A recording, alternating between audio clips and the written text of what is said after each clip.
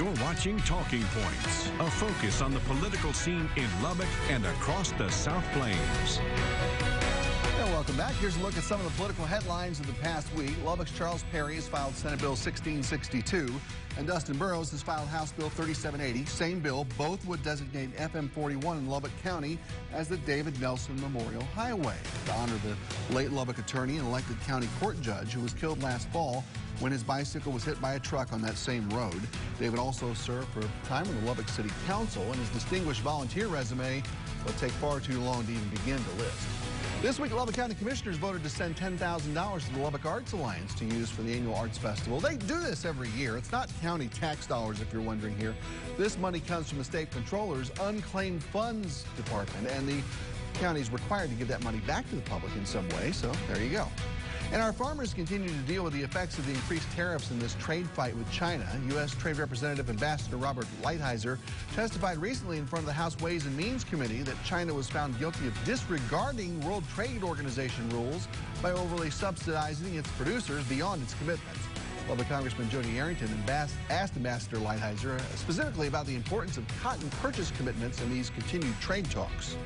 In terms of the purchase commitment, absolutely, cotton is a factor. It's something that China needs, has traditionally bought, and it's easy to buy more of. So it is something we understand that these people have suffered, and it's something that's in the list of things that we expect them to have substantial increases on, and it's something the President keeps us very focused on. And the President said this week that trade talks with China continue to move along well, but he's in no hurry to get a deal done that's not the right deal. The state legislature has hit its deadline for filing bills for this session, and getting in under the wire was the Senate's plan for public school finance reform. And the questions began almost immediately about if it would really fit in with the property tax reform plans, if there was common ground for compromise with the House version of the bill, and if it would even gain the approval of state teachers and parents who, not by chance, held a big rally in Austin this week. And KMAX West Rappaport went looking for answers to some of those questions. Merit pay is not a way. Merit pay is not a way. Teachers put a punctuation mark on their demands this session. Does anyone else out there feel undervalued? Yeah! Teachers are feeling it, educators across school districts are feeling it, and kids are feeling it. The Senate's plan to fix the education funding system in Texas spans 50 pages and emphasizes 4 key components. If a child is not reading at grade level by the 3rd grade, they could have some real challenges. Most of them will have real challenges. So the bill in the Senate focuses on that, and also things like college readiness, military readiness, career readiness. In addition to a $5,000 raise for teachers and librarians, which already passed the upper chamber, the plan would also create an educator effectiveness program to determine merit-based pay raises. That's been a difficult issue in the past, but Dallas ISD has come up with a system that works. Longview ISD, that I represent, has a system that other districts are looking at, learning from. Hopefully we can all get together and agree on a bill that will be helpful all the way around. A plan in the House differs in that it increases teacher salary minimums and raise schedules. It would also increase funding per student, establish full-day pre-K, and dedicate money for students with dyslexia and other learning challenges. As for which ideas will satisfy teachers, neither of those bills is adequate to ultimately meet the full needs of our schools. In Austin, Wes Rappaport, KMAC News. All right, Wes, thank you. And our friend and local Texas Education Association teacher liaison, Clinton Gill, was at that rally and is here with us now. Good to see you. Good to see you. All right, look, those people look mad. There's a $5,000 pay increase for teachers and librarians. I see full-day pre-K. I don't see standardized testing really anyway, or at least on the Senate bill. Why is everybody so mad? I don't think it's mad. They're upset that the legislature has taken so long to actually see that a pay raise is actually needed. And so there's good parts of both the House bill and the Senate bill, but the reality is we've still got a long way to go in the legislative session. And so we were down there to rally to make our voices heard, to make sure that the senators and representatives understand that we're not going to let another legislative session go by without additional funding into school districts and funding into teacher paychecks. The good news is, I guess, that we're even talking about this at this point.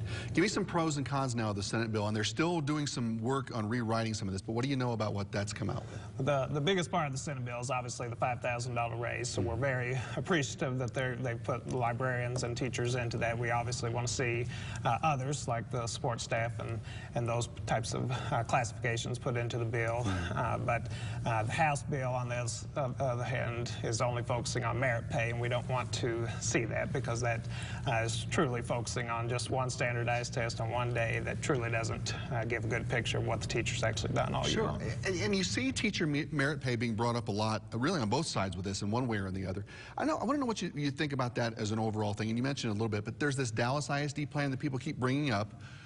What makes that one different, and is that a good thing at all? I can tell you from spending the last 2 weeks in Dallas ISD, it is not a favorable plan. Teachers down there are very upset with it. They find it very hard to understand. So even though it's being touted as one of the great plans across the state, it truly is not. And then if legislators and the public were to go talk to those teachers in Dallas ISD, they would see that there's a lot of problems with that actual merit pay system. Is there a way around that, or do we just say, look, we're going to do the best we can for our teachers and let them kind of go with it as they will? Yeah.